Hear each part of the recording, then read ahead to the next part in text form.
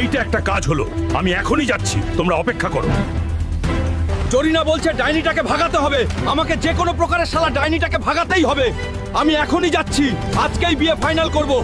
আমার বিয়ে বানি আর হবে না রে। বাপ রে বাপ, কি ভয়ঙ্কর জায়গা রে ভাই। আগে যাই, দেখা যাক কি হয়। তুই এখানে কেন এসেছিস রে হাল্ক? মরতে নাকি? ওই ডাইনি, এখান থেকে তোকে দাঁড়িয়ে দেওয়ার জন্য এসেছি রে।